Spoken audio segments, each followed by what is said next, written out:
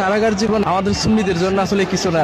শায়ের বলে গেছেন, তোমরা আমায় কি পড়াবে, আগে আমি পড়ে চাই। সাঁতারে দিতে জানি আমি, ডুবে মরার চিন্তা নাই। সুতরাং আমাদের সুন্নিদেরকে রাজপথের বা গোলাগুলির বা জেলের বই দেখাইয়ে কোনো চিন্তা নাই, কারণ আমরা আল্লাহ নবীর প্রেম সাগরে আরো আগে ডুবে মরেছি।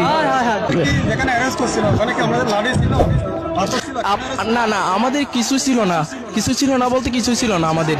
আমরা দাঁড়িয়েছিলাম, ওরা আমাদেরকে বলছিল মানে সরে যেতে রাজপথ থেকে। আমরা তাৎক্ষণিকভাবে তাদের কথা শুনে আমরা যারা ছিলাম তারা সরে গিয়েছিলাম। সরে যাওয়ার পরও তারা অহেতুক আমাদের উপর মানে লাঠি চার্জ করে আমার সহপাঠীদের অনেক মারধর করেছে। এমনকি আমার এক সহপাঠীকে ভীষণ আকারে মারছে, এমন তিনি কারাগার অনেক কষ্টে ছিলেন। তো চিকিৎসা দিছে আলহামদুলিল্লাহ, ওরা আমাদের অনেক সম্মান করছে।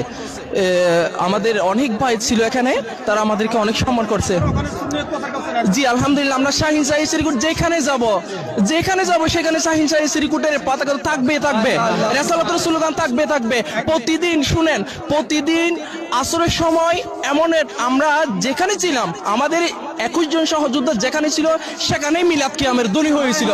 এমনকি আমাদের এই ধ্বনিতে আমাদের সবাইকে দাওয়াত দিচ্ছে, আমরা অগ্রিম আরো মানে দাওয়াত যখন আমরা গেছি তখন আমাদের অনেক সম্মান করে বরণ করে নিচ্ছে।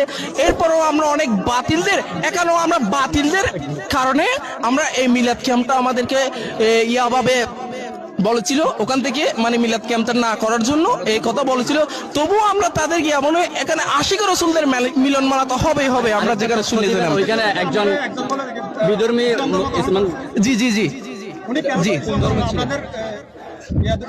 বাট আমরা সব সময় মিলাদ কিয়াম করতাম, এভরিথিং অল। এমনকি আমাদের হিন্দু ভাইয়েরাও বলতো, আপনাদের মতো যদি সবাই হতো তাহলে বাংলাদেশ কত সুন্দর হতো।